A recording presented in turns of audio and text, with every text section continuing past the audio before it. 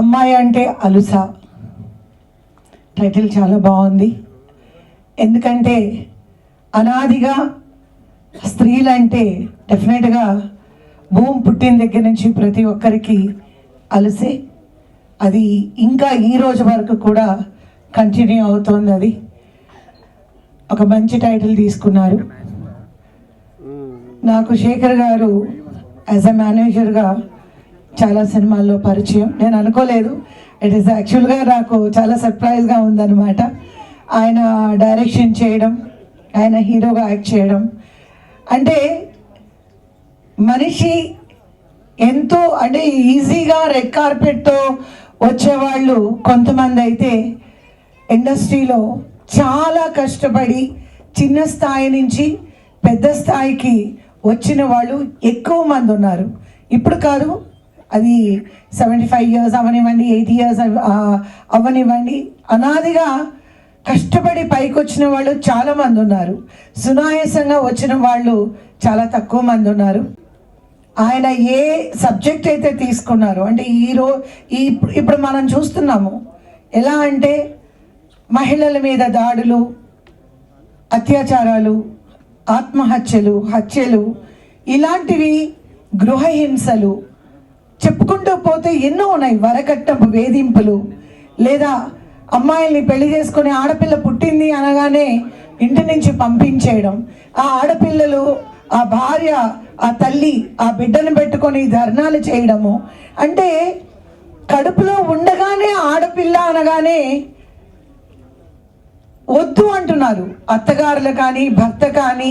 భర్త ఇంటి వాళ్ళందరూ కూడా ఆడపిల్ల ఉంది అని అంటే కడుపులోనే ఆ పసికందుని చిదిమేసే పరిస్థితుల్లో మనం అంతా ఉన్నాము. ఇది అవుతుందని నేను అనుకుంటున్నాను. డెఫినెట్గా ఆయనకి అన్ని విధాల ఈ సినిమా సక్సెస్ అవ్వాలి. అంటే ఒక మోటివేషన్తో, ఒక మెసేజ్ ఓరియంటెడ్ మూవీస్ని ఈ రోజుల్లోని చిన్న పెద్ద అనే సినిమాలు కాదు. Subject is the hero, subject is the అన్నీ. ఒక సబ్జెక్ట్ బాగుంది అంటే it is definitely a success movie.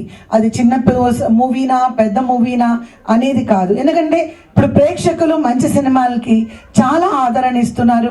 అలాగే మన మీడియా వారు, ఎలక్ట్రానిక్ మీడియా కానీ ప్రింట్ మీడియా కానీ ఇటువంటి చిన్న సినిమాలకి ఒక వారధిగా వాళ్ళు ఉండి వాళ్ళకి చిన్న సినిమాలకి తోడుగా ఉండడం అనేది ఒక మెట్టు పైన ఒక సక్సెస్ అవుతుంది.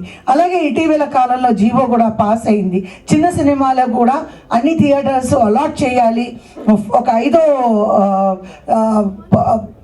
ఐదో షో కూడా వేసి వాళ్ళకి థియేటర్ లేదు అనే ఇష్యూ వాళ్ళకి రాకూడదు. చిన్న సినిమాలు నిర్మాతలు ఇబ్బంది పడకూడదు, ఆర్థికంగా వాళ్ళు దెబ్బ తినకూడదని జీవో కూడా పాస్ అవ్వడం జరిగింది. సో ఇందులో ఈ పాటలన్నీ సక్సెస్ అవ్వాలని, ఆడియో సక్సెస్ అవ్వాలి, అలాగే ప్రతి ఒక్కరికి కూడా ఈ సబ్జెక్ట్ నచ్చాలి.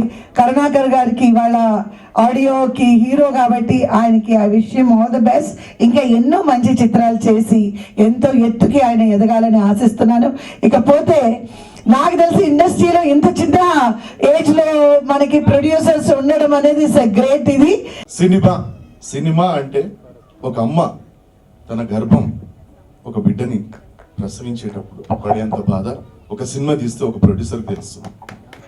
అందుకే మాని సినిమాని వాళ్ళు కలిపారు. I wish Shekhar all the best. నాకు శేఖర్ చాలా సంవత్సరాల నుంచి తెలుసు, ఎంత హార్డ్ వర్క్ చేస్తాడో తెలుసు. I wish you all the best. And ఈరోజు హీరో కరుణాకర్ గారిని చెప్పాలంటే మేము మెడ్రాస్లో ఉన్నప్పటి నుంచి నాకు కరుణాకర్ గారు తెలుసు. యూకేలో ఆడియో ఇంజనీరింగ్ చేసి అప్పుడే కుర్రోడుగా వచ్చాడు మెడ్రాస్. వచ్చి పెద్ద పెద్ద గురువులు ఇళయరాజా, సోగల్ చక్రి గారు వాళ్ళందరి దగ్గర తను ఓనమాలు నేర్చుకుని సొంతంగా మ్యూజిక్ డైరెక్షన్, హీరోగా, ప్రొడ్యూసర్గా, డైరెక్టర్గా, కొరియోగ్రాఫర్గా టోటల్ అన్నీ తానే ఈ సినిమా చేశాడు. నేను ప్రొడ్యూసర్గా సినిమా చేసాక చాలా కష్టపడుతున్నాను. అన్నీ కలిసి ఈరోజు చేసా అంటే చాలా great.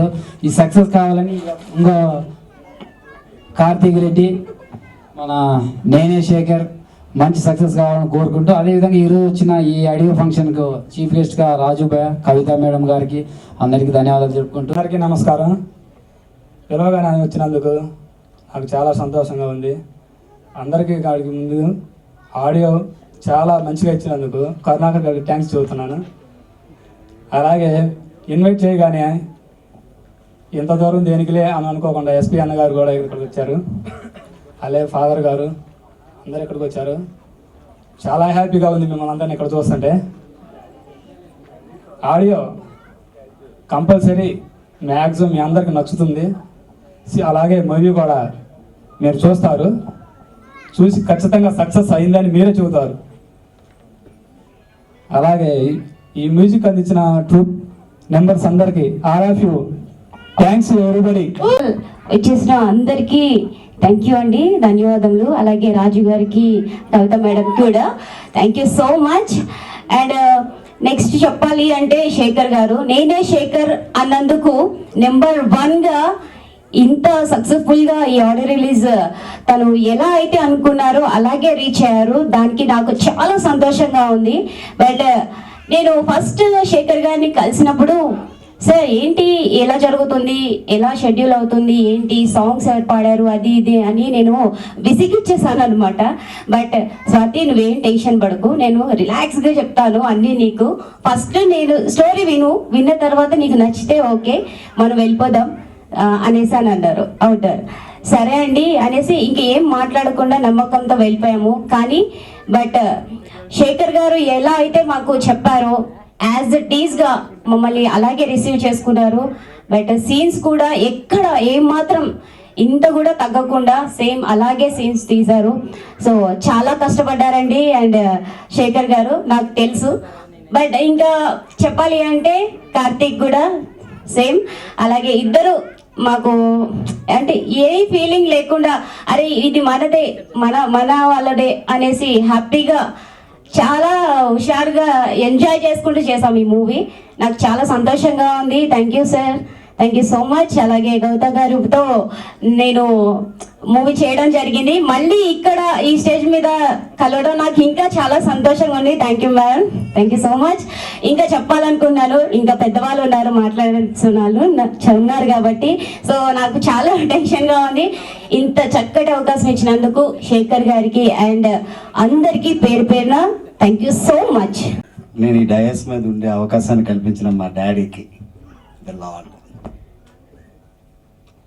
And the son of lord, I'm proud off to say that. మా డాడీకి కృతజ్ఞతలు తెలుపుకుంటున్నాను. ఇప్పుడు పాత్రికేయులకి నా కోసం వచ్చినటువంటి పెద్దలు, నాకు ఈ అవకాశాన్ని ఇచ్చినటువంటి శేఖర్ గారికి, గీతాశ్రీ ఆర్ట్స్కి నేను కృతజ్ఞతలు తెలుపుకుంటున్నాను. ఇందులో 7 పాటలు ఉన్నాయండి. 7 పాటలు ముందు ఉంటే ఆయన వచ్చి నాకు సీన్లు ఇచ్చి నాకు ఇలా కావాలండి ఇలా కావాలండి అని చెప్పి నా చేత ఎంతో ఓపికగా పని చేయించుకున్నారు. ఇది మీరు పాటలు బాగా వచ్చాయని మీరు అంటున్నారని నాకు తెలిసింది. ఇది నా ఒక్కటి శ్రమ కాదండి, నా టీం శ్యామిలి కావచ్చు, ప్రశాంతి కావచ్చు, ఉదయ్ కావచ్చు, అరవింద్ కావచ్చు, శివ కావచ్చు, వరప్రసాద్ కావచ్చు, వీళ్ళంతా నా మనుషులండి. వీళ్ళందరూ ప్రోత్సాహం, వీళ్ళందరూ ఇచ్చినటువంటి సహకారంతో నేను మంచి పాటలు చేయగలిగానని అనుకుంటున్నాను. ఇవి మీరు విని ఆదరించి మా గీతాశ్రీ ఆర్ట్స్, నేనే శేఖర్ గారిని ఆశీర్వదిస్తారని, అట్లానే నన్ను ఆశీర్వదిస్తారని ఆశిస్తున్నాను. ఈ కార్యక్రమానికి విచ్చేసినటువంటి కవితక్కకి నా కృతజ్ఞతలు. డైరెక్టర్గానే కాకుండా ఇద్దరు హీరోల్లో ఒక హీరోగా అనుకోకుండా చేయాల్సి వచ్చింది. ఇదే నన్ను రేపు నాకు భోజనం పెడుతుందని నేను నమ్ముతున్నాను. ఎందుకంటే చూసిన వాళ్ళందరూ యాక్టింగ్ చించేసావు అంటే నేను నమ్మట్లేదు. ఎందుకంటే గొప్పలు చెప్తున్నారని అనుకుంటున్నాను. అయినా కానీ వాళ్ళ మాటలు నాకు ఎక్కడో అనిపిస్తుంది, చాలా బాగా చేసింది అనుకుంటా, చాలా బాగా చేసుకుని నాకు మంచి లైఫ్ వస్తుందని అంటున్నారు. వస్తే చాలు, నా కష్టం మొత్తం తీరిపోయినట్టు అనుకున్నాను. అలాగే ఇప్పుడు ఇండస్ట్రీలో ఉన్న పెద్దలందరికీ ఒకే మాట చెప్పాలనుకుంటున్నాను నేను. చిన్న ప్రొడ్యూసర్లైనా, పెద్ద ప్రొడ్యూసర్లైనా, చిన్న హీరోలైనా, పెద్ద హీరోలైనా, చిన్న డైరెక్టర్స్ అయినా, పెద్ద డైరెక్టర్స్ అయినా టాలెంట్ని ఎంకరేజ్ చేయండి అండి. టాలెంట్ని ఎంకరేజ్ చేస్తే 100 మంది ప్రొడ్యూసర్స్ వస్తారు ఇండస్ట్రీకి. లేకపోతే ప్రొడ్యూసర్ అనేవాడు కరువైపోతాడు ఇండస్ట్రీలో అనుకుంటున్నాను. ఈ సినిమా నేను చాలా చాలా చాలా చాలా కష్టపడి ఇష్టంతో సినిమా చేశానండి. ఎందుకంటే ఈ సినిమా లేకపోతే నేను లేను, ఈ సినిమా నిలబడాలి, ఈ సినిమా ఆడాలి, ఈ సినిమా హిట్ అవ్వాలి అని చేశానండి. అవుట్పుట్ చాలా చాలా బాగా వచ్చింది. క్షేమంగా వెళ్ళి లాభంగా రండి సినిమాలో కామెడీ ఎంత ఎంజాయ్ చేశారో నా సినిమాలో సెకండ్ హాఫ్ అంత ఎంజాయ్ చేస్తారు. అలాగే అమ్మాయిని ఈ సినిమా చూసిన తర్వాత అమ్మాయిల్ని టచ్ చేయాలంటే భయపడతారు, అమ్మాయిల్ని బ్యాడ్గా బిహేవ్ చేయాలంటే భయపడతారు, అమ్మాయిల్ని ఏదైనా కిడ్నాప్ చేయాలంటే భయపడతారు, రేప్ చేయాలంటే భయపడతారు. ఇదండి ఈ సినిమాలో ఉన్నది. ఇంకోటి ఏంటి, ఫైనల్గా ఈ సినిమాలో ఇద్దరు హీరోలు ఇంకో మగాడితో 3 రాత్రులు శోభనం చేస్తాడు. ఆ శోభనం నేను ఇక్కడ చెప్పను, మీరు స్క్రీన్ మీద చూసిన తర్వాత మీరే అనుకుంటారు ఎందుకు నేను శోభనం చేపించానా అనేది. ఇదండి నేను చెప్పదలుచుకున్నది. అలాగే ఇక్కడ రాజుబాయి గారు నాకు చాలా మంచి ఫ్రెండు. అలాగే శ్రీనివాస్ యాదవ్ గారు అంటే నాకు ప్రాణం. ఎందుకంటే ఆయనతో నేను ఒక సినిమా చేశాను, బేబచ్చం కో ప్రొడ్యూసర్ చేశాను, రణం 2 కో ప్రొడ్యూసర్ చేశాను. కానీ ఆ 2 మైనస్ అయినాయి మాకు. కానీ నేను కానీ బాగుంటే డెఫినెట్గా సీనన్న నీకు మంచి సినిమా ఇస్తాను, ఇటు సినిమా ఇస్తాను, దాంట్లో డౌటే లేదు. ఆడియో ఫంక్షన్ కరుణాకర్ గారి గురించి చెప్పాలండి. ఇప్పుడు ఈయన ఎంత హింసించానంటే నేను ఆడియో చేయించుకోవడానికి, గురూజీ నాకు సాంగ్స్ కావాలి, first cinema super duper hit అవ్వాలి, ఆడియో సినిమా తర్వాత ముందు ఆడియో హిట్ అవ్వాలి, అప్పుడే నేను సాటిస్ఫాక్షన్ అవుతా అని రేపు 12 గంటలకు ఫోన్ చేస్తా, 1 గంటలకు ఫోన్ చేస్తా, మార్నింగ్ 5 గంటలకు ఫోన్ చేస్తా.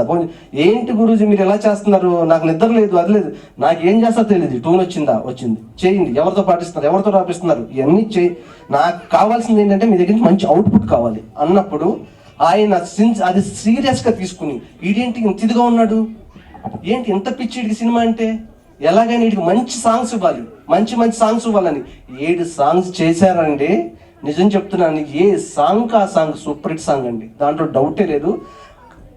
కరుణాకర్ గారు అన్న, గురూజీ అంటే మిమ్మల్ని చాలా చాలా థ్యాంక్స్ అన్న. మీరు సరే అదండి ఈ సినిమా ఆడియో రిలీజ్ అయిన తర్వాత మీరు విన్న తర్వాత మీరు మా సినిమా గురించి మాట్లాడుకుంటారు. అలాగే నెక్స్ట్ మంత్ 3rd వీక్ కానీ 4th వీక్ మీరు తప్పకుండా ఈ సినిమాని చూసి నచ్చితే 10 మందికి చెప్పండి, నచ్చకపోతే ఎవరికి చెప్పొద్దు. ఇదే నేను మీకు చెప్పేది, ఇదండి.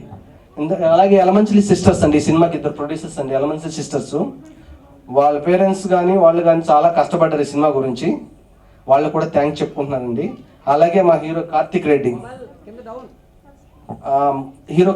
ఈ సినిమాలో చాలా బాగా యాక్ట్ చేశారు. అలా చేయించుకున్నాను. అతను ఫస్ట్ సినిమా అయినా కానీ నేను టార్చర్ పెట్టానండి, టార్చర్ పెట్టి నువ్వు ఇలా చెయ్యి అలా చెయ్యి నాకు కావాల్సినట్టు చేయించుకున్నాను. బాగా చేశాడు. థ్యాంక్స్ కార్తిక్ రెడ్డి. ఇక్కడికి వచ్చిన అందరికీ మరొకసారి ధన్యవాదాలు తెలుపుకుంటూ సెలవు తీసుకుంటాను.